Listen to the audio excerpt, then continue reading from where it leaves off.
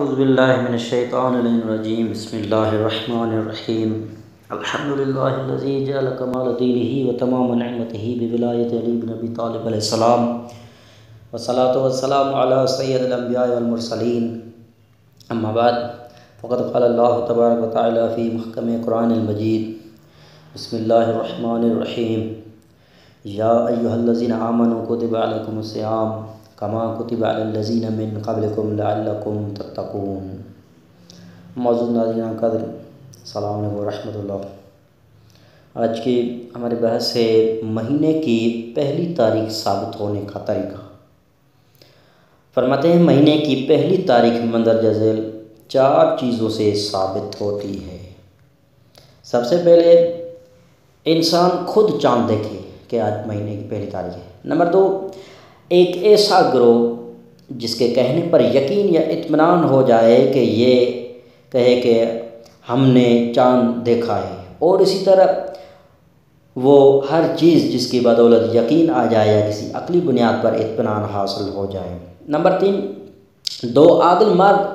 یہ کہیں کہ ہم نے رات کو چاند دیکھا ہے، لیکن اگر وہ چاند کے الگ الگ اوصاف بیان کرے تو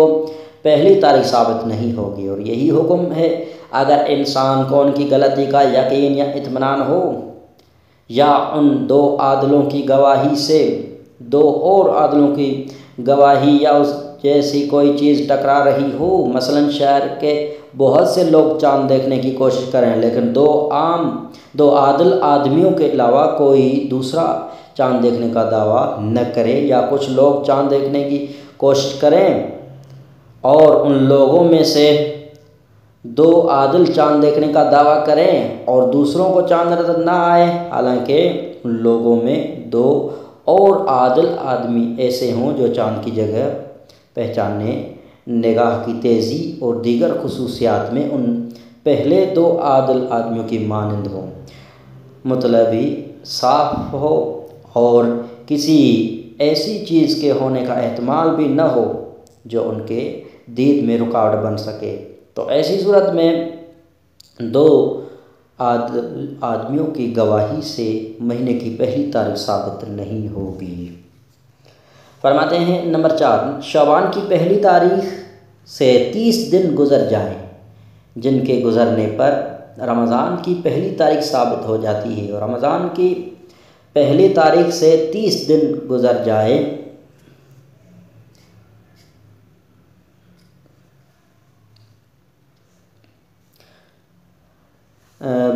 رمضان کی پہلی تاریخ ثابت ہو جاتی ہے، اور رمضان کی پہلی تاریخ سے 30 دن گزر جائے جن کے گزرنے پر شوال کی پہلی تاریخ ثابت ہو جاتی ہے۔ فرماتے ہیں حاکم شرع کے حکم سے مہینے کی پہلی تاریخ ثابت نہیں ہوتی، سوائے یہ کہ اس کے حکم یا اس کے نزدیک چاند ثابت ہونے سے چاند نظر آنے کا اطمینان حاصل ہو جائے۔ فرماتے ہیں منجموں کی پیشن گوئی سے مہینے کی پہلی تاریخ ثابت نہیں ہوتی، لیکن اگر انسان کو ان کے کہنے سے یقین یا اطمینان ہو جائے تو ضروری ہے کہ اس پر عمل کرے۔ چاند کا آسمان پر بلند ہونا یا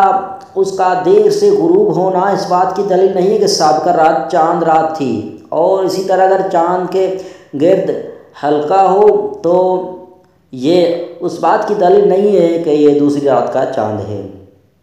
فرماتے ہیں اگر کسی شخص پر رمضان کی پہلی تاریخ ثابت نہ ہو اور روزہ نہ رکھے،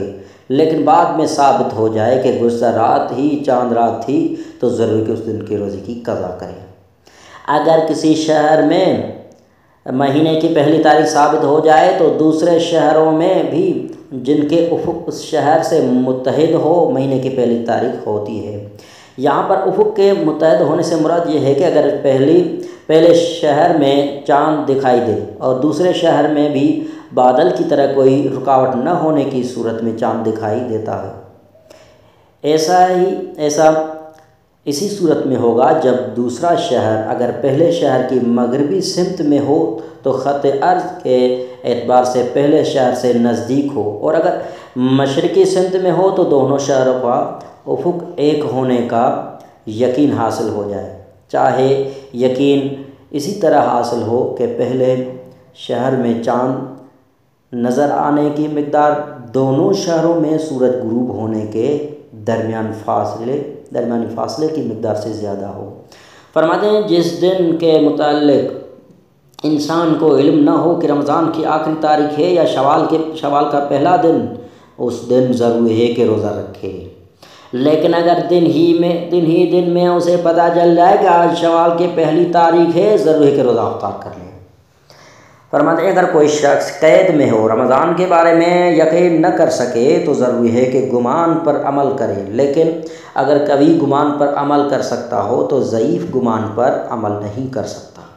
اور ضروری ہے کہ قوی ترین احتمال حاصل کرنے کے لیے مکمل صحیح و کوشش کرے، اور اگر کوئی راستہ نہ ہو تو آخری چارہ کار کے طور پر قرآن اندازی کر لے، اور اگر اسے احتمال کہ قوت میں اضافہ ہو رہا ہو اور گمان پر عمل نہ ہو تو ضروری ہے کہ جس مہینے کے بارے میں احتمال ہو کہ رمضان ہے اس مہینے میں روزے رکھے، لیکن ضروری ہے کہ اس مہینے کو یاد رکھے، چنانچہ بعد میں اسے معلوم ہے کہ وہ رمضان یا اس کے بعد کا زمانہ تھا تو اس کے ذمے کچھ نہیں، لیکن اگر معلوم ہو کہ رمضان سے پہلے کا زمانہ تھا تو ضروری ہے کہ رمضان کے روزوں کی قضا کرے۔ والسلام علی من اتبع الہدی۔